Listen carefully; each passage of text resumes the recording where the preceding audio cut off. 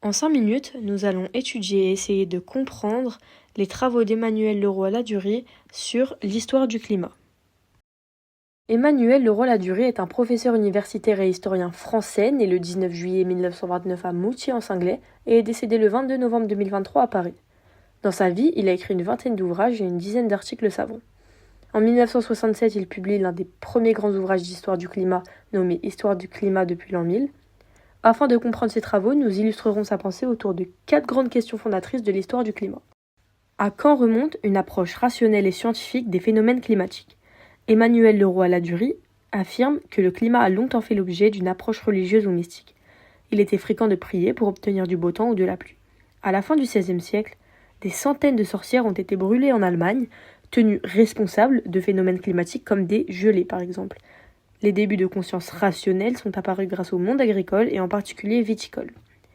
Dès l'an 1000, les agriculteurs récoltant le blé observaient la pluie et l'ensoleillement, et ils se sont rendus compte que les gelées arrivaient toujours à la même période, ce qui leur a donné des premières indications sur le climat.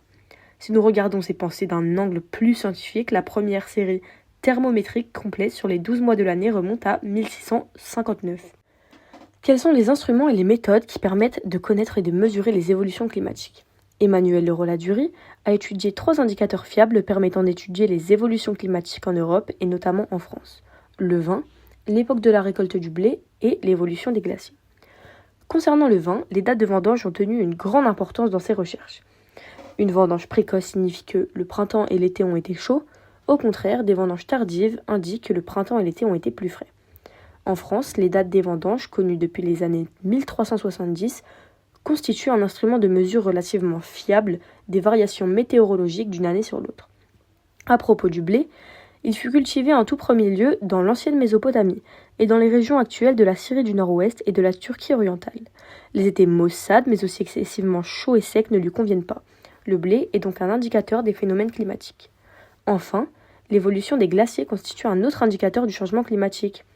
Le recul ou l'avancée d'un glacier s'explique à 53% par les températures estivales et à 47% par les chutes de neige hivernales. Un recul des glaciers pendant plusieurs décennies laisse donc à penser que les températures ont augmenté et que les précipitations neigeuses ont été moins denses. Quelles sont les grandes périodes climatiques ou du moins glaciaires que l'on peut dégager depuis l'Antiquité ? À partir du XIVe siècle s'installe le petit âge glaciaire qui dure jusqu'en 1860. Les glaciers progressent, les hivers deviennent rigoureux et de nombreuses famines éclatent. Les étés froids et pluvieux favorisent aussi les épidémies, dont la peste au XIVe siècle. Au XVIIe siècle, les glaciers alpins atteignent leur extension maximale et menacent même des villages. Ce refroidissement provoque des crises alimentaires, comme la famine de 1693 ou encore l'hiver terrible de 1709. Au XXe siècle, un premier réchauffement se dessine dès les années 1910, marqué par des étés particulièrement chauds pendant la Seconde Guerre mondiale. Mais ce sont surtout les dernières décennies du XXe siècle et le début du XXIe siècle qui constituent l'une des périodes les plus chaudes du dernier millénaire. La thèse du réchauffement climatique vous paraît-elle relever de l'esprit scientifique ou de la croyance populaire, voire des peurs millénaristes ? Le réchauffement climatique actuel est scientifiquement prouvé. Depuis 1971, la température moyenne de la France n'a cessé d'augmenter.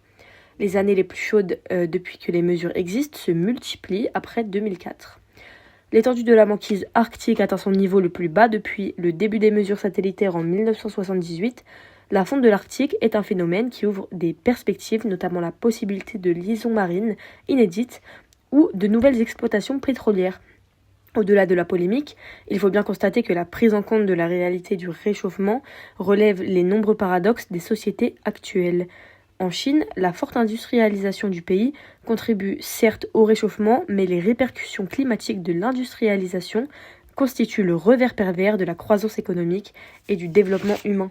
L'Union européenne, pour sa part, a pris des mesures pour lutter contre le réchauffement et a en même temps signé l'accord Open Skies avec les États-Unis qui facilite l'accès des compagnies aériennes européennes au marché américain.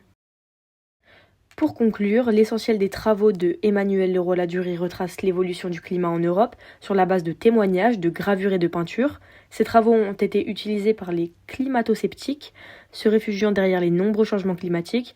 Toutefois, les travaux menés au XXe siècle prouvent l'accélération des changements sous l'influence des activités humaines.